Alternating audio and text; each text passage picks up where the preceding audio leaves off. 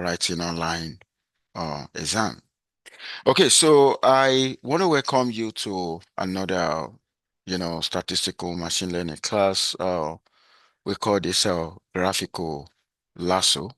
Okay, so in the outline, I'm actually gonna introduce you to Gaussian graphical model, and of course, why Gaussian graphical model.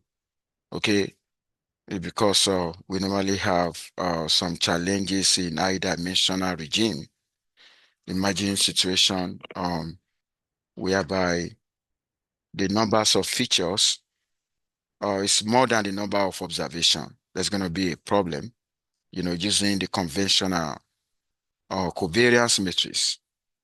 So what I'm trying to say is a situation where the number of observation is less than the numbers of features. When I say features, I mean the numbers of independent variables. Of course, when you compute conventional sample covariance, it will be unstable. Okay, when it's unstable, it's not going to be reliable. And that is the reason why we need the idea, we need a graphical lasso. You're actually going to see graphical lasso is like we're combining two things at a time. We're actually combining the idea of probabilistic graphical model with lasso, for us to be able to have a very stable, reliable precision matrix that will be used. So we are here, we're going to be combining Gaussian graphical model with lasso in order to solve the problem. Okay, so let me tell you this. Okay, in a high dimensional data set, where the numbers of the features is more than the number of observation, okay, the sample covariance that you're actually going to compute is not going to be stable, okay?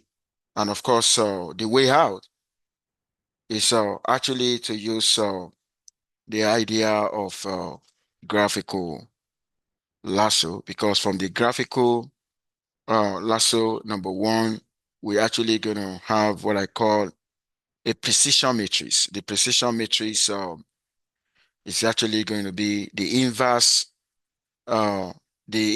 covariance. And how do you think we're going to end up getting a precision matrix that work? Is because we're actually going to use the idea of conditional independence in graphical model. You know, the conditional independent, let me tell you this situation where there's an edge that connects variables. Okay, we're going to talk about conditional dependent, but situation where you have two variables and they are not connected. Okay, they are not connected, the absence of an edge. Okay, we actually mean they are conditionally independent. Okay, now you know what lasso is going to do. The lasso, or let me just use this in a portfolio. In portfolio, we have so many assets, right? We have so many assets. Imagine the number of assets is even more than the number of observations that you have. Now, if you take a look at the number of assets, the relationship situation where that happen, then the covariance that you're going to get on that will not be stable. And what we need is we need the idea of graphical model where we're only going to focus on conditional dependent variables that are conditionally dependent, not variables that are conditionally independent. Now, the variable that are conditionally dependent, okay, we have a stronger relationship. The variables that are conditionally independent, they will have a weaker relationship. Do you know what lasso is going to do? The lasso will zero in the weaker relationship to zero. And that is what we call the sparsity. Okay. That's actually what we call the sparsity. Okay. So the benefit of the graphical lasso is number one, we're able to use the idea of conditional independent. And number two, the benefit of lasso is to shrink the coefficient of, of a weaker variables with weaker relationship to zero. Okay. When you have sparsity, you know what is going to happen to sparsity. Sparsity bringing what I actually call more interpretable model. You understand what I mean? Okay. Before I'm going to show you this, I'm actually going to show you a network for you to understand. Please pay attention. I need you to pay attention to what I'm actually going to be showing right now. Take a look at it. Let me first come here. Let me write, a graph. Okay. It's a function. Okay. A function of node and edge. Please take a look at this. Okay. Whenever you have a graph, okay, you have a node. What do we mean by node? The node is from V1 to P, which is the number of features. Okay, the nodes are the features, are the random variables. Okay, then this guy is the edge. You see, you have set of edges. Okay, now when you take a look at this guy now, okay, these are the nodes that I talk about. Okay, in this case, you have S1, X2 up to how many? I think S8, right? I'm assuming that I have in portfolio theory, we actually have 8 number of assets. How many assets do we have based on this? 8, right? If I have 8 assets, okay, now let us assume that the conventional covariance is not stable, and we actually want to use a graphical lasso. Okay, the graphical lasso has so many benefits. The major benefit is it will enable us to use the idea of conditional independence. Now, let me tell you how conditional independence work. Now, I need you to pay attention, please. Pay attention. Okay, you know, there's a particular look at X1 and X4. Okay, where is the X1 and X4 here? Take a look at this guy. Did they have any edge? Look at that. Is X1 and X4 has edge? I mean arrow. They don't have edge, right? Now, when they don't have edge, okay, they are conditionally independent. When those ones that have edge, arrows, are conditionally dependent. Does that make sense? Now, we're going to say, take a look, because of that, we're now going to impose this. Look at that. We're going to say X1 and X4 are conditionally, okay, if you take a look at X1 and X4, they are conditionally independent given X2 up to X8. That is what that word means. Okay, given the only reason why they're going to be conditionally independent is when we have observed others. Okay, therefore, if you and I'm actually going to make a generalization now. It may not be X1 and S4 in another structure, graphical structure. It could be something else. Now, because of that, I'm going to have this generalization. Please, I need you to pay attention. What does that mean? Okay, UV. You see that not connected by edge. That is okay. Give me 1 second, because you're going to be asking, what is it meaning? Do you see this guy? You see, we put a bar on it, right? It means they are not connected by arrow. they are not connected by a U and V. If I have two variables that are not connected, okay, now those two variables that are not connected will implies they are conditionally independent. Does that make sense? If they are conditionally independent, they are unconnected. That is what it means. So conditionally independent means they are not connected, but we're going to say they are not connected. They are not providing any statistical information to each other, given we have observed others. That's what conditionally independent means. And you know what Lasso is going to do? Okay, Lasso is going to impose zero as a relationship. Initially, when they are not connected, they're going to have a weaker value in terms of correlation, right? But, Lasso do the job of sparsity, okay? And Lasso is going to shrink that coefficient to zero. And because of that, I'm actually, let me see if I'm going to show you this. Take a look at this. Please pay attention now. I want to come to this picture now. I want to come to the matrix. Please pay attention. You see zeros, right? Let's see. What is the dimension of this matrix? 8 by 8, right? What is this? What does that represent? That is 1 by 3, right? Variable x1 and x3. Now let's see. Where is variable x1 and x3? This is x1. This is x3. Do they have arrow? When they don't have arrow, what do you see? What do you think Lasso did what? Lasso did put zero. Lasso put zero. Any question? Now, any other place, any other entries, if you look at any other cell where you have zero, then it means those two corresponding variables, they don't have an edge. If they don't have an edge, they have been sparsed. Okay, using L1 norm, that's a lasso. Lasso shrink that.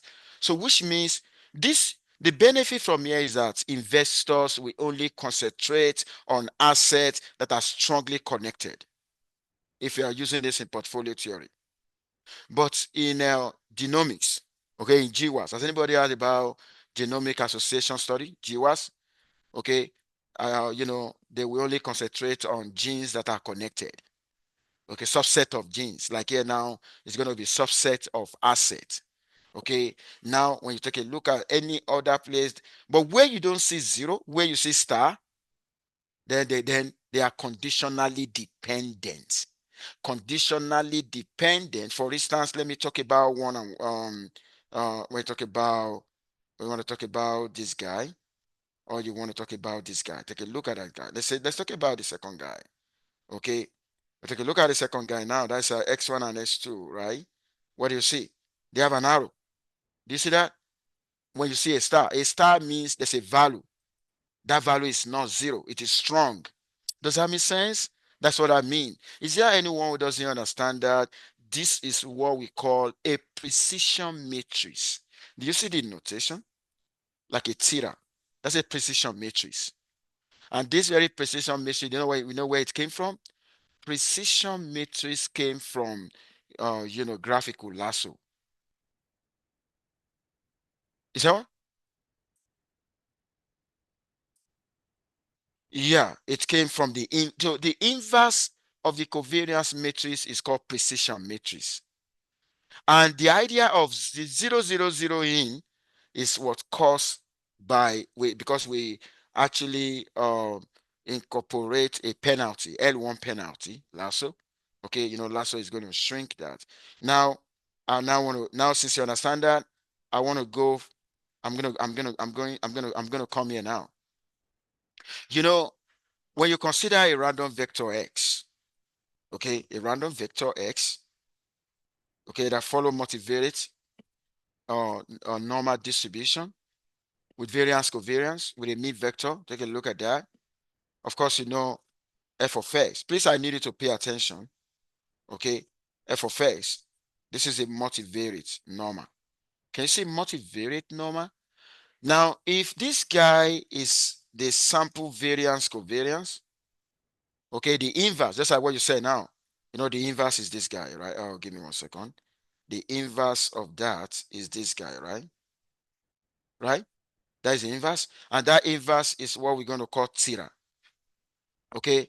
That theta is a precision matrix. Does that make sense? It's a precision matrix. Okay?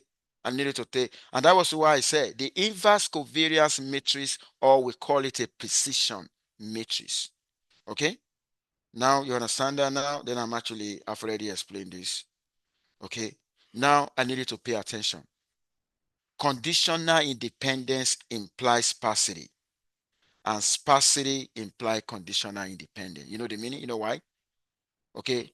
By conditional independence, you're only going to consider relationship between, where variables are connected.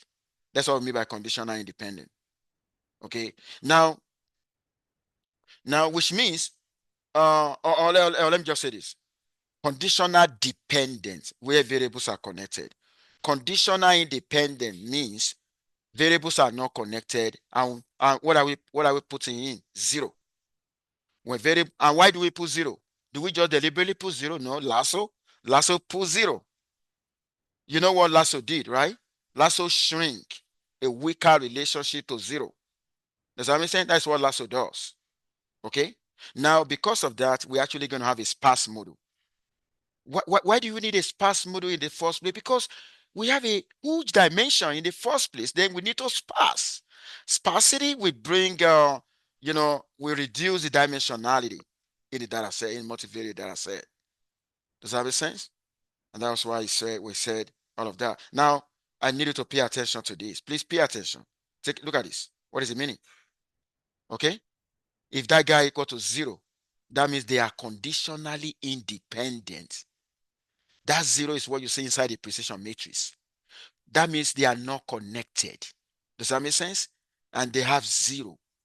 And that only happen where in the precision matrix where theta equal to that. I show you the precision matrix the other time. When you have n3 equal to zero, that implies they are not connected. If two assets are not connected, or two genes are not connected, they are conditionally independent. But the one that are connected, conditionally dependent.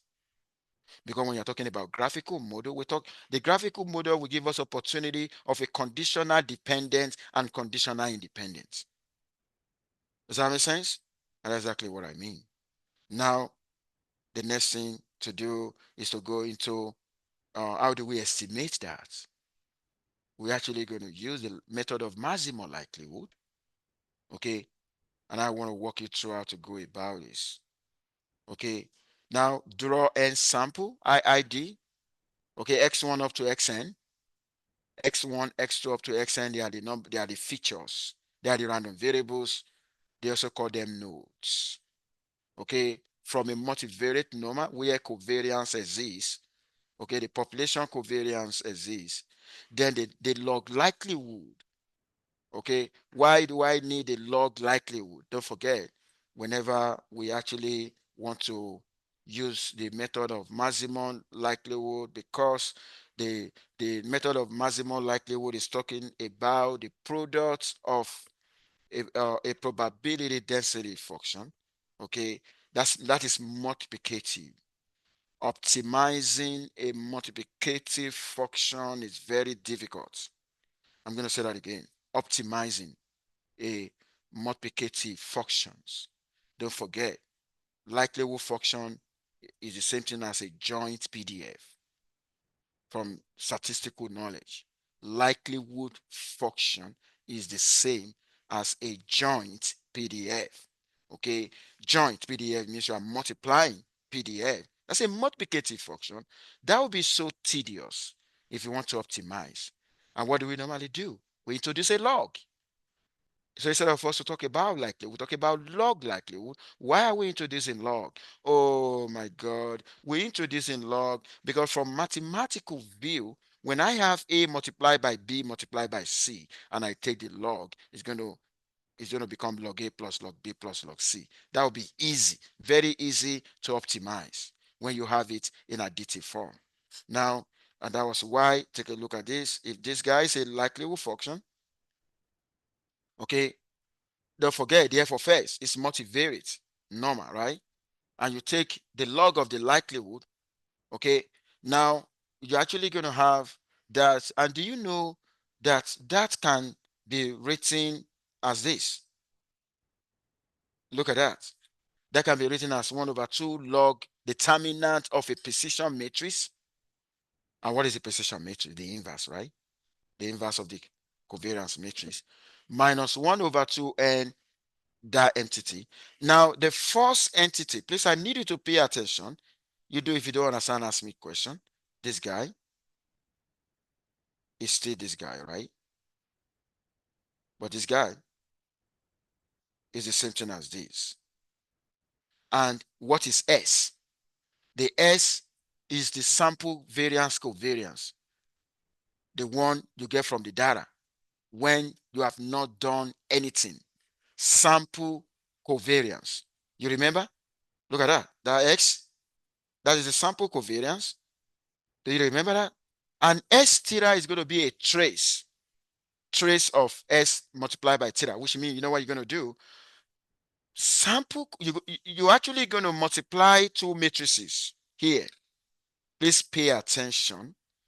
You can see when we started this course, I walk you through some basic matrix algebra where we multiply matrices. Now we're applying them now. Okay.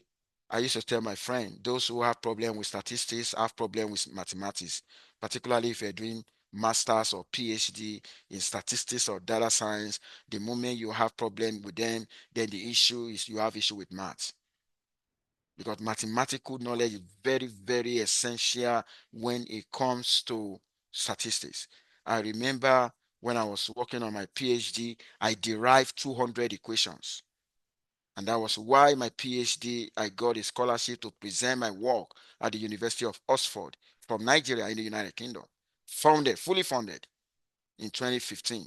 So what I'm trying to say, when I was doing my PhD, I focused more on mathematics, because the moment you understand mathematics, you understand statistics. That's my perception anyway. That's my perception anyway. So what I'm trying to take a look at this guy now, you actually want to get, because you need x comma theta that you're going to plug in here, right? And we now say that s comma theta, if you want to get it, it is the trace of x multiplied by theta. What is x? X, in this case, is the sample variance covariance. The theta here is a precision matrix. Okay. Now, what do we want to do? We actually using the method of maximum likelihood estimation. What do we want to estimate? What do we want to maximize? Okay.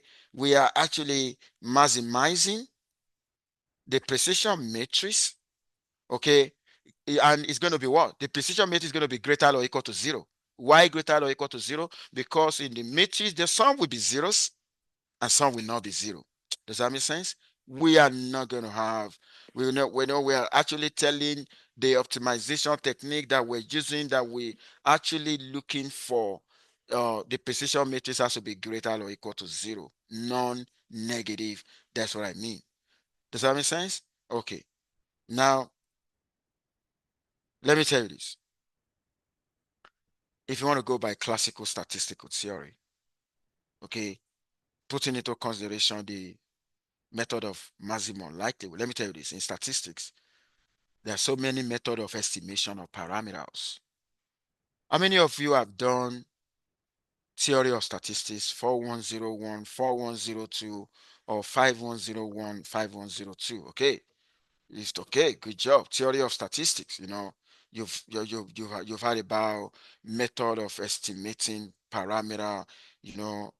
One of them is a maximum likelihood estimator. We have a method of movement and so on, like that.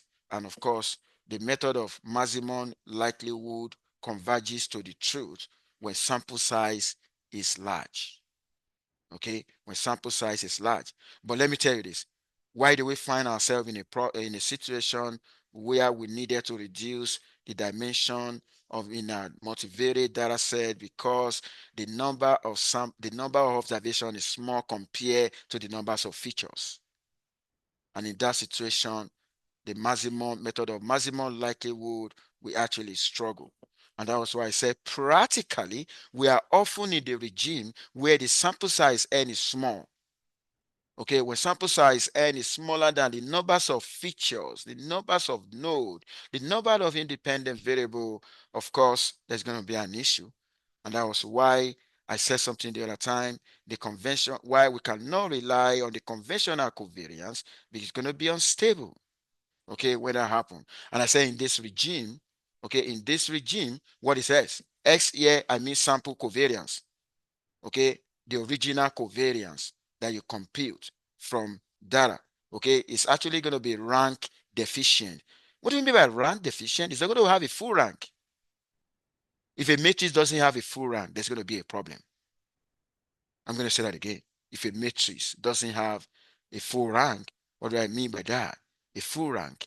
Okay. For instance, if I have if the matrix is square matrix 4 by 4, the number of rank should be 4.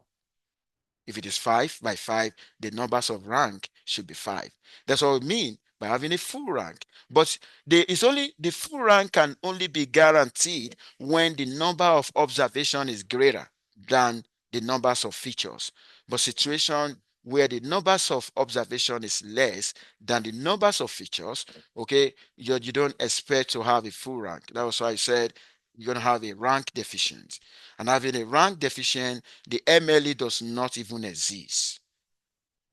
Performing MLE does not exist. Don't forget, MLE requires that you should have a sufficiently large number of observation. You know, statistics is like a story that goes on and on and on. Statistics is very easy if you can get, if you understand the storyline. Very, very easy. Okay, now, okay, I said something here. According to Friedman, because Graphical Lasso, was by Friedman, Astin, and Otis Shirani, 2008. Okay, he said in practice, many pairs of variable might be conditionally independent. What do we mean? Many pairs of variable may be conditionally independent means many pairs of variable may not be connected, may not have an edge. Okay, and it's now said many missing link in the graphical model. That's what we mean. So many missing link will be sparsed using the L1 norm. That is the work of lasso. Does that make sense? That's what I mean. Okay, and I said the key idea, we're actually going to use L1 regularization that we call lasso to promote sparsity. We're using L1 to promote sparsity. And which means, let me tell you this. If you go back here, if you go back to if you actually want to find the maximum, if you want to find the maximum likelihood here, you are not going to get an efficient result. You know why you are not going to get an efficient result? Because of the fact that you have not incorporated lasso. It is the lasso that will shrink the coefficient of those variables without an edge, those variables that are not connected, those variables that are, conditionally independent to 0. And that is why what we're doing to the equation now, we are now going to incorporate, oh my God, we are incorporating a lasso penalty into the architecture. Take a look at that. And in the lasso, you are incorporating lasso. Then the lambda in the lasso is a turning parameter. Okay. And let me tell you this, the efficiency of lasso. Do you know if that lambda equal to 0? You know what you're telling the world? There's nothing to sparse. We don't need sparse. You don't need sparsity. Okay. When the lambda is increasing, then it means you have identified a good numbers of features that are not connected pairwise. That's what I mean. Okay, we're actually going to introduce, but let me tell you this. This is going to the performance of this depends on the turning parameter lambda. Okay, but we don't have any issue with that. We can use a cross validation technique to be able to figure out what would be the optimal value of the turning parameter needed for sparsity. Does that make sense? Do you know that in a portfolio theory, we're able to this way enable us to reduce risk. Okay, you'll be able to reduce risk in risk computation if you are able to introduce sparsity. Okay, because at the end of the day, you only go to identify some key factors that could affect the risk. When I say some key factors, those ones with an edge that we call that have a conditional, they are conditionally dependent. Does that make sense? Not those ones that are conditionally independent. Those ones that are conditionally independent, we're not going to consider them. They have a weaker relationship, and the lasso will shrink the value to zero. Does that make sense? That's exactly what I mean. Okay, so which means when you reduce, this will enable us to reduce noise. When you reduce noise in risk in variance estimation, in covariance estimation, when you reduce noise, of course, you have succeeded in reducing error. And that's why it's going to be called a precision matrix. It's precise. Okay, now I need you to take a look at this. This will involve, we want to maximize where we're going to do some differentiation. There's going to be a first order, and so on like that. And if you take a look at that here, we said the first order optimality condition, okay, is zero lies in the architecture. Of course, is you have succeeded in sparsing the model if you got some zero entries in the precision matrix. If you don't have a zero entries in the precision matrix, then you are telling the world that you don't need to sparse in the first place. Does that make sense? Okay. And of course, the diagonal matrix actually going to have that. And you're also going to have situation whereby the element of the precision matrix will be greater than zero. Don't forget, we don't want less than zero. We don't want negative in a precision matrix, even though you could have negative in a conventional sample covariance, right? S, but you are not going to have what you're going to have in a precision matrix is going to be zero or greater than zero. That's exactly what we mean. Okay, so you know, the blockwise coordinate or descent, of course, we actually want to go through the optimization, and of course, we're going to have a way to repeat cycle, okay, through all columns, rows, and in each step, optimize only a single column and row, and that's exactly. So what we're trying to see, what you're trying to see here is okay, if we use W to denote a working version of this, okay, the working version of that. Okay, we partition matrices into, you have this one. Okay, you also partition the covariance, the conventional covariance matrix into that, and you also can partition the weight into that. So this is just trying to tell you the idea of, employed in the optimization technique. Okay, now if you take a look at what equation 11.2, I wanted to pay attention now. Okay, suppose we fix all but the last row column, okay, in 11.1. Take a look at 11. Let me show you. This is 11.1. Okay, the first order condition. The first order optimality condition is that zero should lie. You know the meaning of this? The zero should be inside. Does that make sense? If the zero is not inside, then you have not sparsed anything. You're telling the world we don't need sparsity. You're telling the world nothing, you don't need to reduce any dimensionality. Everything is fine. Okay, that's what you mean. Okay, so now if you take a look at what I have, this is going to be the equation. The only thing here is just like you're seeing the combination of weight and the beta, the sample covariance of a particular row 1, column 2, and you're seeing the sparsity, the lambda parameter. Okay, and that's exactly what you're trying to see. And of course, we want a situation whereby this is just imposing the condition that that has to be greater than zero. Don't forget, I said element in the matrix, in the precision matrix, is either zero or greater than zero. These are just the condition. This is giving us the condition. Like if I have 11.2 and I want to minimize, the condition is that, the theta 22 has to be greater than zero, and that will only occur when your beta is negative theta 12 divided by that. Okay, then this concerned with the optimality condition, minimizing that. But let me tell you this: um, we have algorithm if we really want to solve the problem, and of course, I'm going to also give you the way to do this in R. Very easy to do in R. Okay, concerning our graphical lasso, I'm not going to set more rigorous theoretical question in exam. It's going to be super easy. But this is the algorithm. Okay, we initialize W equal to S plus lambda I. Don't forget, S is the sample covariance. Lambda is the turning parameter in the lasso, and I, okay, that your identity matrix. And of course, you repeat until convergence, okay, for 1 to P. And we partition W into 4 parts.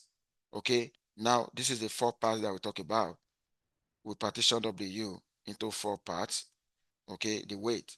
Okay, here you see that we partition that into 4 parts, this into 4 parts, and that into 4 parts. Okay, so that's what we mean.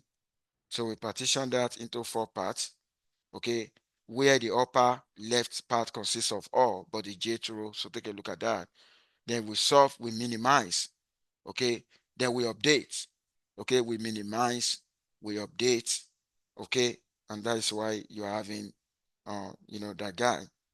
Okay, and at the end of the day, we try to tell the world the only remaining thing is to ensure that the weight is greater, the W is greater or equal to zero. Don't forget that will be greater or equal to zero. That has to be satisfied with. And of course, if we want to start, we can start, by initialization.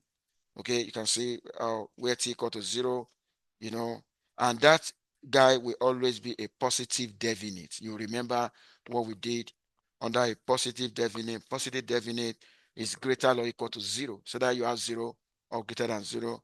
There is nothing like a negative. So your my TA is gonna walk you through how to do this in R. And today I'm actually also going to post the how to do this in now. Very easy on how to do this in now. Okay, and of course, what we're going to do next is going to be text data and topic modules.